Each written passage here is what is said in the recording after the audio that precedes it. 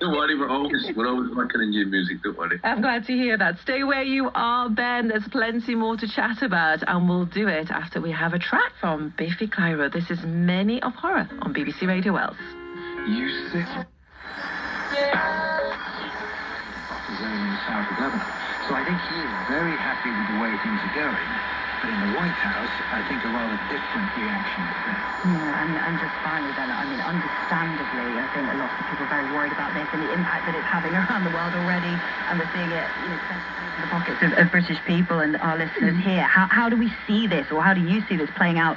I mean, in the short term, but perhaps over the weeks, months ahead.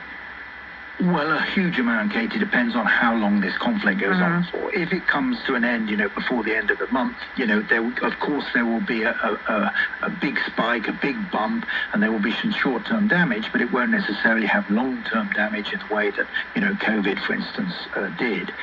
You know, drill down into it a little bit. I mean, the United Kingdom only gets less than 1% of its gas from Qatar. But we're still affected by the 25% increase in the gas price, which is bound to be fed into consumers eventually. Fertilizer prices, food prices will be affected. Jet fuel, you know, 50% of the world's jet fuel comes through the Straits of Hormuz. And so if this continues, after several weeks, airlines are going to have to cancel flights, etc. And there's going to be a huge impact on the sort of global transport system. We've already seen today that the Bank of England held interest rates went on hold when actually they might otherwise have gone down a little bit. So we're already seeing short-term impacts, but in terms of the long-term impact, it just depends how long this conflict goes on. And we're going to get into that next here on 5 Live Drive. For now, though, Sir Mark Lyle Grant, thank you so much. In the Middle East, but Sir Mark Lyle Grant bringing us the latest National Security Advisor under David Cameron and Theresa May. The time is 17 minutes past 4. And we are going to get into all of that next, and next is right now, because today the Bank of England has decided to keep interest rates on hold at 3.75%.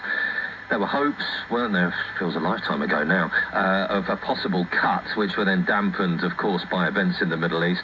The bank's governor, Andrew Bailey, saying it will be monitoring developments extremely closely, as you would expect, and that it stands ready to act to tackle inflation. Our business correspondent, Mark Ashdown, can tell us more. Hiya, Mark. Hi there. I mean, it's all linked up, isn't it, Mark? Explain why they decided to hold the rate, then.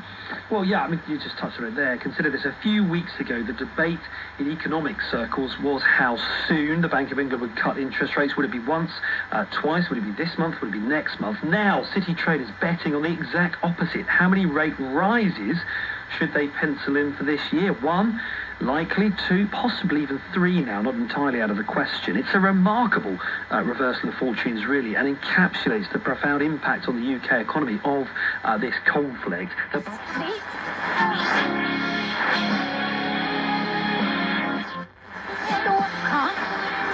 75%. The minutes of their meeting, they're telling to, the language was about as unanimous as that. Each voice concerned over how long this war might continue. Each fretted, really, over how sustained the impact could be on inflation, prices, everything from energy bills, petrol and diesel to your weekly shop. They also said, we stand ready to act, which I think is shorthand for we might have to put rates up if this drags on. Yeah, what's the picture with mortgages, Mark? What's the picture with for savers? Well, banks and building societies always have one eye on the horizon. They've already acted, really. In recent weeks, we've seen about 0.5% put onto the cost of most mortgage products. At the start of March, you could have got an average 2-year fixed deal for about 4.83%. You won't get that below 5.3% now, the highest since last February. Similar for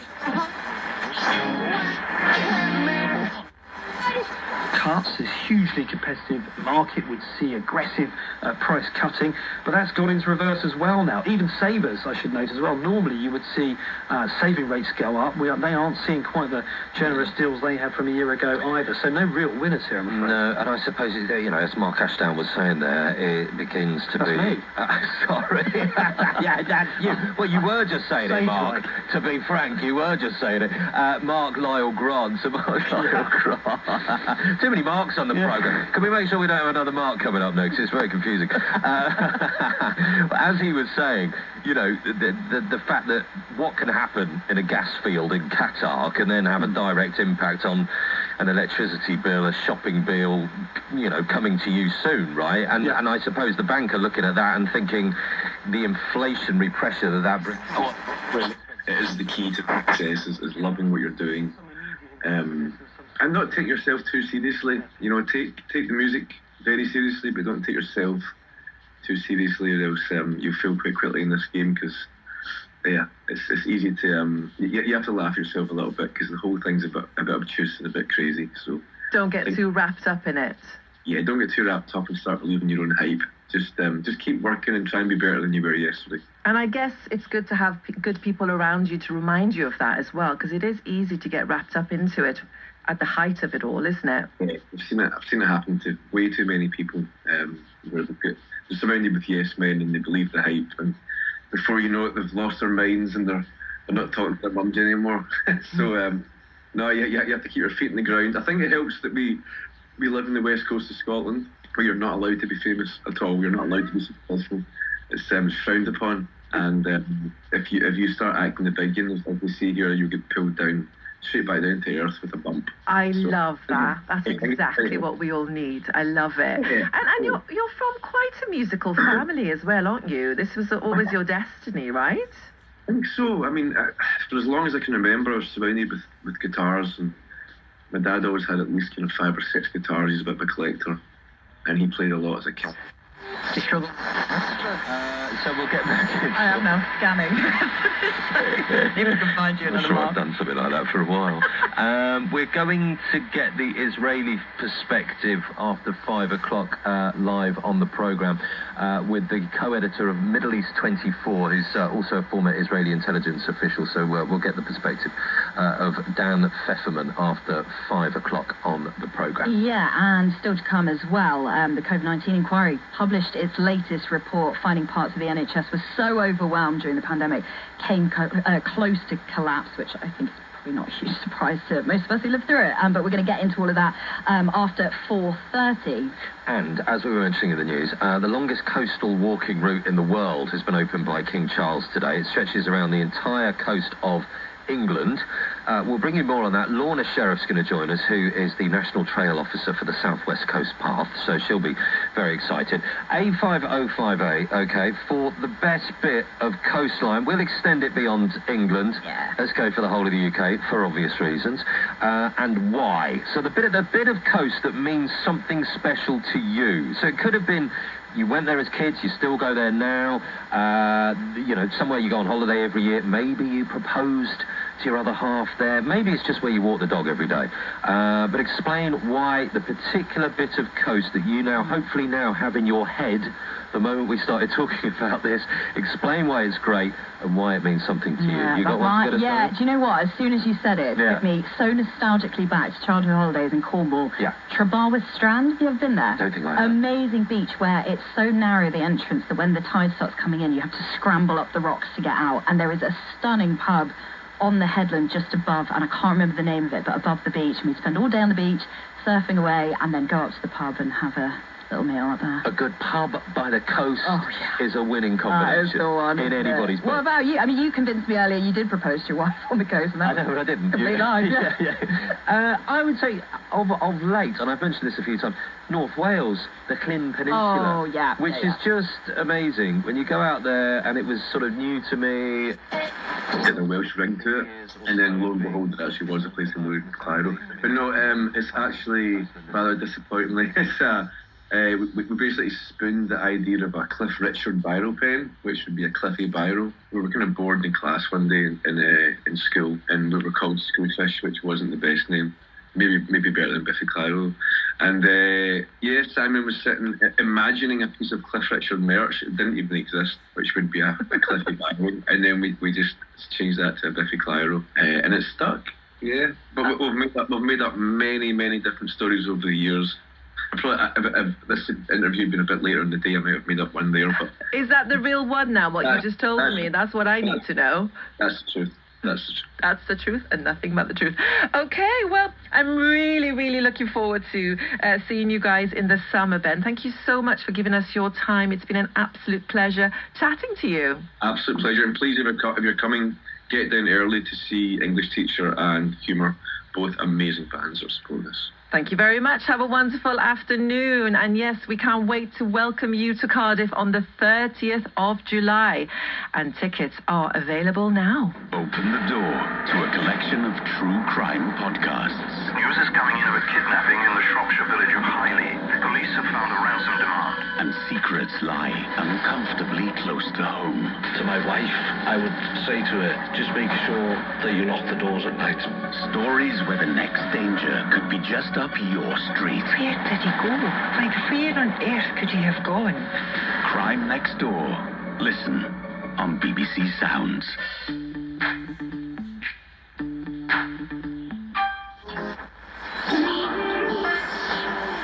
To date then with the current situation today.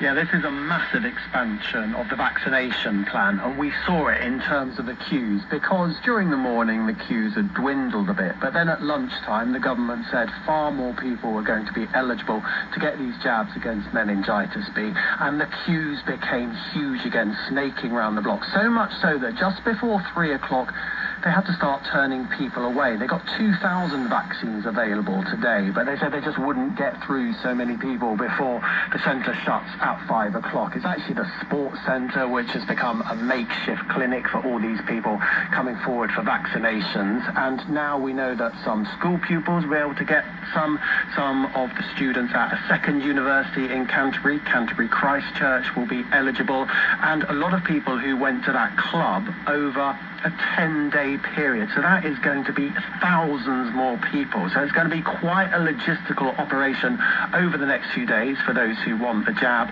And they're going to have to set up some new vaccination centres elsewhere in Kent. And don't forget, this is just the first dose, so everyone will have to come back in 4 weeks' time and do it all again.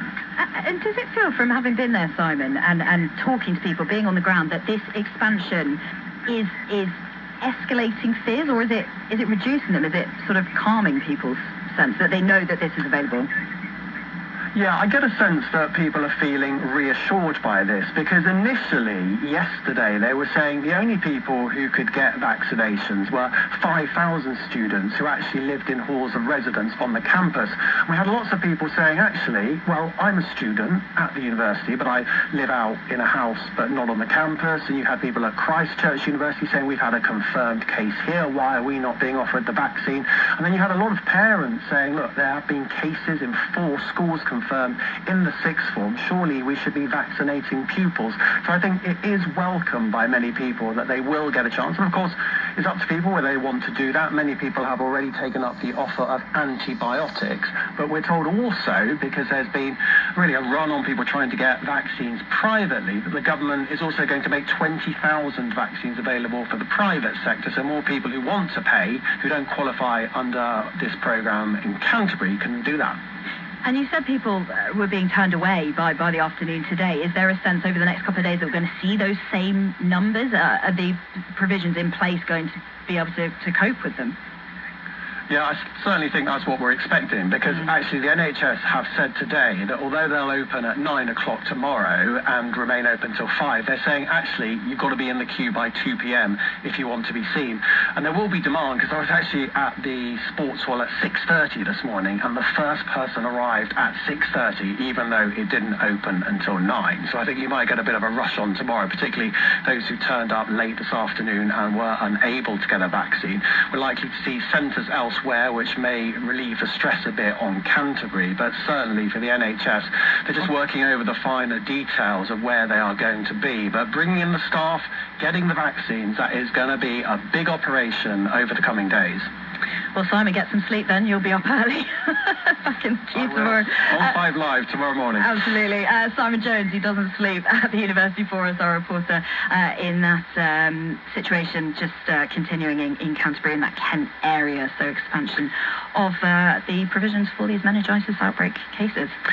We are doing our best to keep you updated with all of the new lines, the bits of detail that we get around the situation in Iran, and we've just been told this this, a quick update.